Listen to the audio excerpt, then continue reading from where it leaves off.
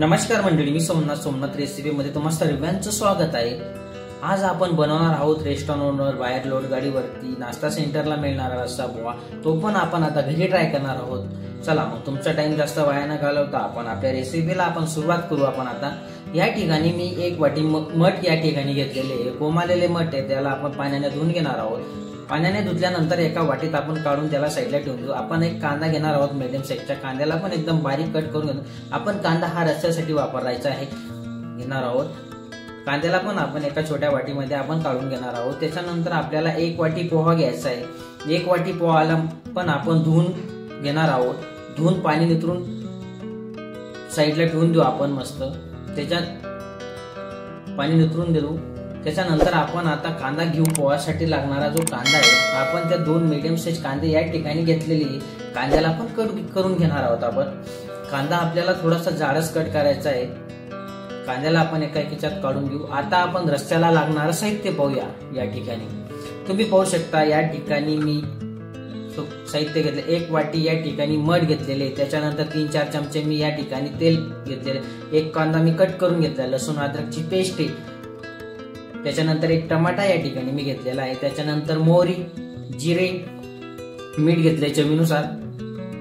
आता आपण मसाले, 1 चमचे या ठिकाणी मी धना पावडर घेतलेले, 2 चमचे मी या ठिकाणी गरम मसाला, अर्धा चमचे हळद पावडर, त्याच्यानंतर 1 चमचे लाल मिर्च पावडर या ठिकाणी मी घेतलेले। त्याच्यानंतर आपल्याला गॅस चालू करायचा आहे। गॅस चालू करायचा, आपल्याला रस्सा बनवण्यासाठी कढई ठेवायची। कढईमध्ये आपण तेल टाकणार आहोत। तेल गरम झाले की त्याच्यात राई टाकायची। राई झाली की लगेच जिरे टाकायचे। जिरे झाले की लसूण अद्रक पेस्ट मस्त भाजून घ्यायची। त्याच्यानंतर आपण याच्यामध्ये कांदा ऍड करणार आहोत। कांदा ऍड केला की याला चांगलं मिक्स करून द्यायचं आहे आपल्याला। कांदा जोपर्यंत आपला गोल्डन ब्राऊन होत नाही तोपर्यंत आपल्याला चांगला असं कांदा फ्राय करून घ्यायचा आहे। जोपर्यंत आपला कांदा इतकं गोल्डन ब्राऊन होत नाही तोपर्यंत परत आपण इथलं पोहा रस्स्यासाठी लागणारं पाणी गरम करायला ठेवून देणार आहोत। एक अशी भुगुनी घ्यायची। भुगुनीमध्ये 1.5-2 ग्लास पाणी घ्यायचं, ते टाकून द्यायचं। ते टाकल्यानंतर त्याला इकडे आपण साईडला गरम होऊ देणार आहोत। आपण इकडं परत आपल्या कढईतला कांदा आता आपला गोल्डन ब्राऊन झाला। आपण याच्यामध्ये आता टमाटे ऍड करणार आहोत। टमाटे आपण याच्यामध्ये पूर्ण ऍड केल्यानंतर त्याला चांगलं असं मिक्स करून देणार आहोत। मिक्स केल्यानंतर आपण त्याला थोडंसं मीठ टाकणार आहोत। मीठ टाकण्याचा फायदा एकच आहे की टमाटा कांदा जे आहे ना लवकर नरम होतो। त्याच्यानंतर आपण पाहू शकता, आता गॅस कमी केलाय मी याचा पाण्याचा। त्याच्यानंतर आता याच्यात मी कढीपत्ता ऍड करणार आहोत। कढीपत्त्याला पण चांगलं मिक्स करून घेऊ। कढीपत्ता आपल्याला चांगला मिक्स झाला की लगेच इकडचं जे पाणी आहे आपण इकडे बंद करून देऊन इकडे याच्यामध्ये आपण मसाले ऍड करणार आहोत। आपण याच्यामध्ये 2 चमचे जो आपला गरम मसाला, लाल मिर्च पावडर, नंतर धना पावडर आणि हळद पावडर, हे सर्व गरम मसाला आपण ऍड करून मस्त मिक्स करून देणार आहोत। हे मिक्स झाल्यानंतर आपण याच्यामध्ये थोडंसं पाणी घेणार आहोत। गरम पाण्याचा जो वापर करायचा आहे, थोडंसं पाणी ऍड करून चांगलं मिक्स करून घ्यायचं आहे आपल्याला। आणि याला आपण आता शिजू देऊ। 1-2 वेळेस चांगलं मिक्स करून घ्यायचं। त्याच्यानंतर आपण थोडंसं अजून गरम पाणी ऍड करून थोडंसं शिजू देणार आहोत आणि मिक्स करून घेऊ आपण याला। आपल्याला चांगला असं मिक्स करायचं आहे। त्याच्यानंतर आपण याच्यामध्ये चवीनुसार मीठचा वापर करणार आहोत। मीठचा वापर केल्यानंतर मिक्स करून थोडंसं लगेच आपल्याला जे पाणी गरम करायला ठेवलेलं होतं ते पूर्ण पाणी आपण याच्यामध्ये ऍड करून देऊ। पाणी ऍड झाले की आपल्या रस्स्याला गदक फुटला की लगेच आपण त्याच्यामध्ये मध टाकणार आहोत। जोपर्यंत आपले मध या ठिकाणी शिजत आहे तोपर्यंत आपण इकडं दुसरीकडं पोहाला लागणारे साहित्य पाहणार आहोत। पाहू शकता तुम्ही, मी पोहाला लागणारे साहित्य या ठिकाणी घेतलेले। 1 चमचे मध्ये मी अर्धा चमचे शोप आणि अर्धा चमचे धने घेतलेले। मोहरी मी या ठिकाणी 1 चमचे घेतलेली आहे। जिरे या ठिकाणी मी अर्धा चमचे घेतलेले। चिमूटभर हिंग, चवीनुसार मीठ, अर्धा चमचे हळद पावडर, तेल या ठिकाणी मी 3 ते 4 चमचे या ठिकाणी घेतलेले। त्याच्यानंतर 3-4 मिरच्या मी बारीक कट करून घेतलेल्या आहे। 2 मीडियम साईज कांदा मी या ठिकाणी कट करून घेतलेले।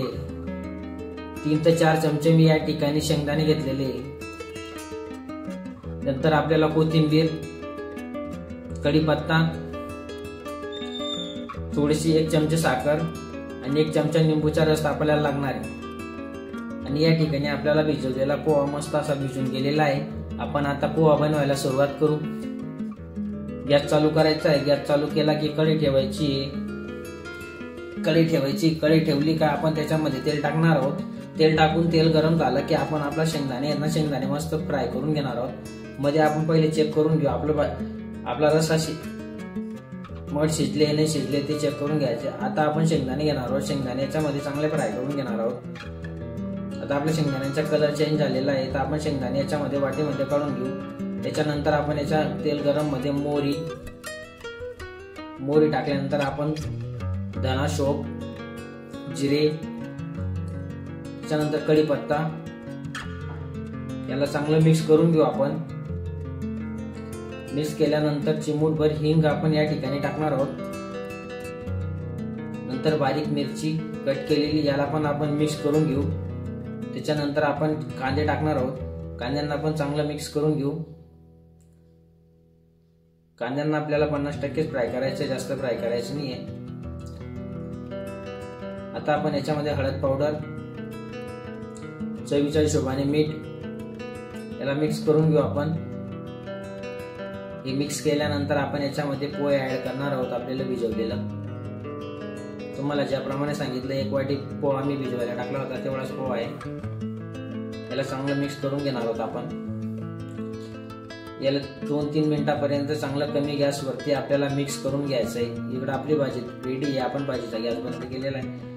इकडे आता नंतर आपला गॅस पोहा झालेला आहे तयार. गॅस बंद केला, साखर टाकली थोडीशी, त्याच्यानंतर लिंबूचा रस टाकला, त्याच्यावरती शेंगदाणे ऍड करतोय. तुम्ही पाहू शकता.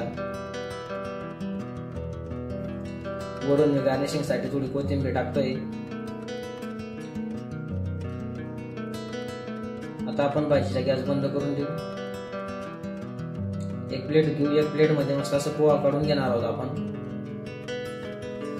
एक प्लेट मध्ये पोहा काढला का आपण रस्सा याच्यामध्ये टाकू पोळ्यावरती. पोळ्यावरती रस्सा टाकल्यानंतर थोडीशी शेव आपण याच्यावरती टाकणार आहोत. शेव टाकल्यानंतर थोडेसे कांदे, नंतर लिंबूची फोड 2 मिरच्या ठेवून मस्त. व्हिडिओ आवडल्यास लाईक, शेअर, कमेंट आणि सबस्क्राईब करायला विसरू नका. चला मग भेटूया लवकरच नवीन व्हिडिओ मध्ये. तोपर्यंत बाय.